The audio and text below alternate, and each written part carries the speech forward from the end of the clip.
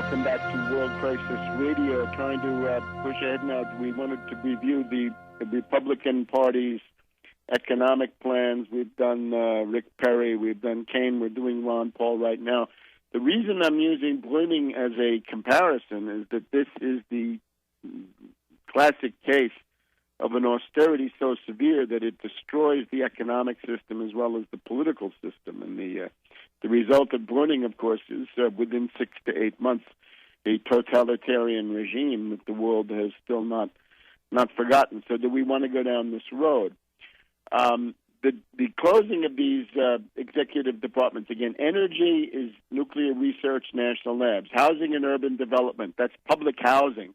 And we're going to need it because it's clear that this mortgage crisis has essentially destroyed private home construction.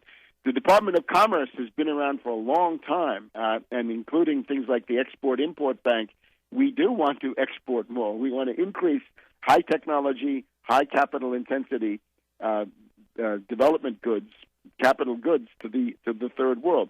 The Department of the Interior, yes, we do have some national parks and other things we want to run. We don't have to have lunatic environmentalists running the show, but there's plenty to be done here. The Department of Education, obviously, it has oppressive ideological features, but then so does everybody else in the current alignment. So I think all of these are misguided. Simply cutting off all foreign aid, shutting down USAID, and no more foreign aid of any kind, I'm afraid is likely to kill people in appreciable numbers around the world. You can say this aid is misused. It has political strings attached. It's used for destabilization and so forth. No. It does more than that, and even so, it has some effect on the world food situation and related questions. Ending all wars, I think this is fine. End all wars. On the other hand, liquidating all foreign military bases, I would go slowly with that. I would not pull everything out of South Korea. I don't want to see what happens if the U.S. departs from certain crisis situations. Obviously, we could begin a process of gradual, careful, prudent scaling down, what a conservative would do, as distinct from maybe a right-wing radical. Taking federal spending to 2006 levels, I think, has to factor in the constant depreciation of the dollar, which makes these dollars worth less. Now, I'm at the same time not in agreement with Ron Paul's idea of a strong dollar. I don't want to see a strong dollar. We right now have the American people crushed by $2 trillion, $1 trillion of consumer credit card debt, $1 trillion of student loan debt.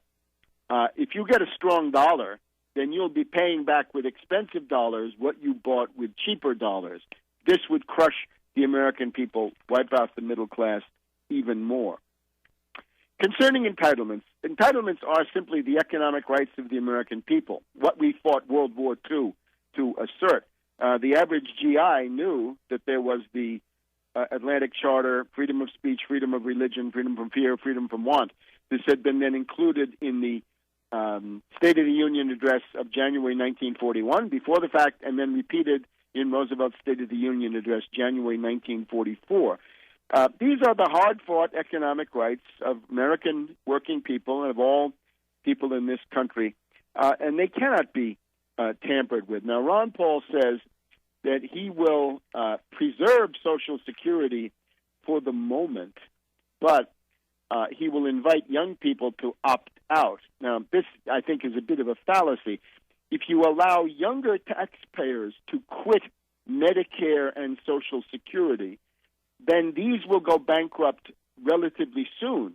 Because right now, one of the inherent problems of these systems is that the proportion of retired people to currently employed is developing in a negative way, so that there are not enough young wage earners today to support the system. If you allow a massive opt-out, Medicare and Social Security will come rapidly to an end. Now, what does the collapse of Medicare do to the levels of morbidity and mortality, meaning death, among senior citizens? I think it's going to raise it radically. And at this point, again, I must object to the idea of solving a depression at the cost of human life. This is not acceptable. So therefore, there is, I think, whether this is simply an oversight or whether it's disingenuous, I do not know. So Medicare and Social Security presumably kept for you, but then you look at somebody younger in your family, right? Maybe typically the wife is 5 or 10 years younger than the husband. What's going to happen to her? What's going to happen to the children? What's going to happen to other people in the family? Medicaid is made into a block grant to the states. Well, Medicaid is payments for poor people who have the bad luck of being sick, and it is nursing homes for a lot of people. And if it weren't for Medicaid, this would destroy the accumulated property of the American middle class. So we're seeing here not the building of a sound middle class through government assistance in key ways at critical points, but rather leaving the family open so that the Alzheimer's epidemic and other things that are coming would, in effect, destroy all of their property. They would precipitate into the lumpen proletariat. When you make something into a block grant to states also, you've got to ask yourself, what are you doing? The states, who are the states? The states, Governor Walker of Wisconsin, Governor Kasich of Ohio, Governor Scott of Florida, Governor Snyder of Michigan, Governor Christie of New Jersey, don't forget Governor Cuomo and Jerry Brown of California, all austerity ghouls, all exterminating angels of drastic, savage, brutal austerity. So the proposal is Medicaid becomes a block grant. S-CHIP, the state children's health insurance program, one of the only ways poor children get an inside track to health care. Food stamps become a block grant to the states. 46 million Americans stay alive from day to day, week to week, thanks to food stamps. This cannot be put into the hands of the fascist Governor Walker or these other people. WIC, women, infants, children, right? The high-protein meals for expectant mothers, nursing mothers, and infants. This also gets block granted. TANF, temporary assistance to needy families. This is what's left of welfare, aid to mothers with dependent children. All of this is put into the hands of the austerity ghouls in the various state capitals. Why do we want to do this? What's the goal? Obviously, to reduce them, to cut them, to destroy them. We're told that each state is unique. Well, I think they're not unique in the sense they're all suffering from a world economic depression. Therefore, the effects of this very bad. What else do we have? The corporate income tax goes to 15%. No, I'm sorry. That means that Procter & Gamble, we're reading about Procter & Gamble is now an expert in selling off companies.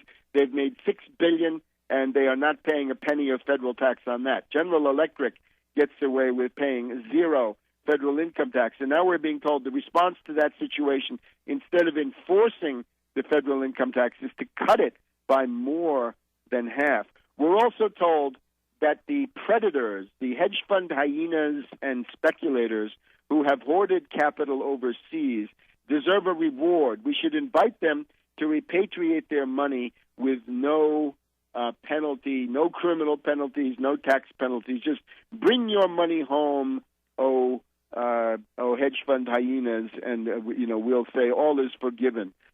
No, I'm sorry. People who are sociopaths and parasites need to be punished, and these categories do exist. We're also invited by Ron Paul to end the death tax, meaning the estate tax. And I'm sorry again, the fortunes that were made in the Reagan bubble and in the dot-com bubble and the derivatives bubble, the last chance to recover some of this for the public good is the so-called estate tax. Now, I'm all in favor of having a large exemption on this. It should start in the multi-million-dollar range, but when it starts, it should begin to start. This should basically be called not the death tax, but the multi-millionaire tax, to put that in perspective. So I think, on the whole, this budget is a very limited appeal. And again, I'm extremely concerned about the effect on morbidity, mortality, that is, the death rates in America. If you begin to tamper with Medicare and Social Security and food stamps and some of these others, you're going to have large numbers of deaths among older people. You're also going to have people growing up with protein deficiencies, cognitive impairment, and all the rest. So I'm afraid we have to say none of the Republican budget plans is acceptable.